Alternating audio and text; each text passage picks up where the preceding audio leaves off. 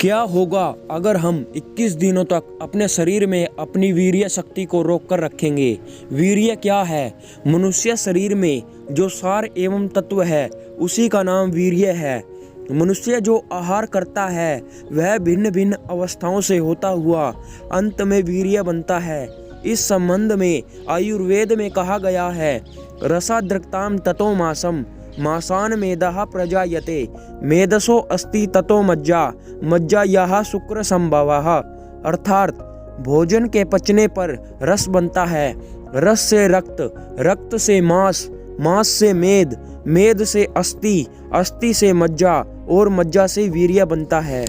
मनुष्य 40 दिनों तक जो विभिन्न प्रकार का पौष्टिक भोजन करता है वह यदि ठीक प्रकार से पच जाए तो उसमें से 1 सेर शुद्ध रक्त बनता है। फिर 1 सेर शुद्ध रक्त से 1 तोला शुद्ध वीर्य बनता है। इतना मूल्यवान पदार्थ है यह वीर्य। यह जीवन का सार है, इसलिए इसे मणि भी कहते हैं।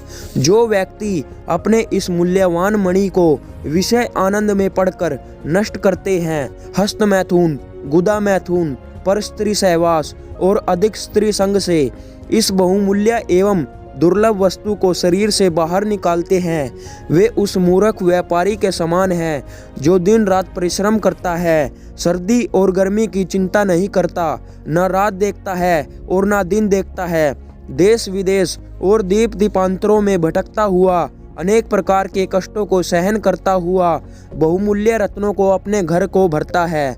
और जब उन रत्नों के उपयोग का समय आता है तो वह उनके चिकित्सालय एवं पाठशाला खुलवाने तथा धर्मशाला निर्माण करवाने की बजाय अपने भवन की छत पर बैठकर उन बहुमूल्य रत्नों को घर के पास बह रहे गंदे नाले में फेंकता है। और जब उन पर सूर्य की प्रखर किरणें पड़ती हैं तब उनकी जगमगाहट को देखकर उसमें से रस लेता है, आनंद में मग्न होकर नाचने लगता है।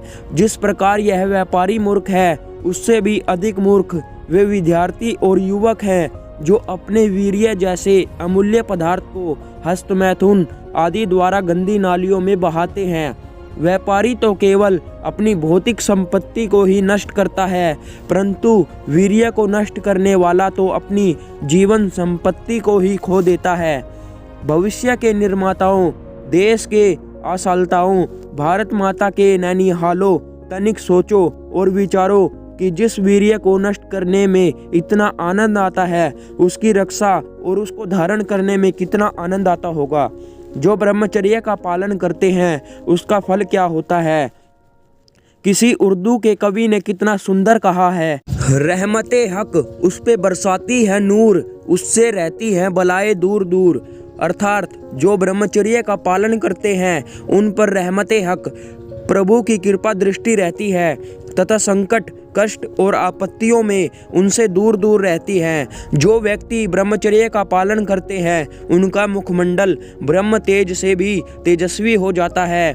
उनके चेहरे पर एक अलौकिक आभा और तेज आ जाता है। इसके विपरीत जो ब्रह्मचर्य का पालन नहीं करते उनके चेहरे पर हर समय मुर्दनी सी छाई रहती है। उनका जीवन अंधकारमय हो जाता है। उनका जीवन उत्साहहीन, आक्रमणीय और दुखों का घर बन जाता है।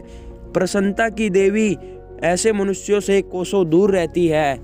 अर्थात भाइयों, आप समझ ही गए होंगे कि 21 दिनों तक ब्रह्मचर्य का पालन करने से आपके शरीर में क्या क्या लाभ देखने को मिलेंगे।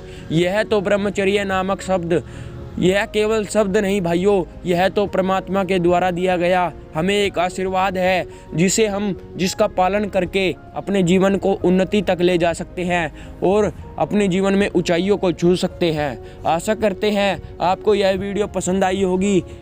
यदि वीडियो पसंद आई है भाइयों तो अपने मित्रों के साथ शेयर अवश्य करें।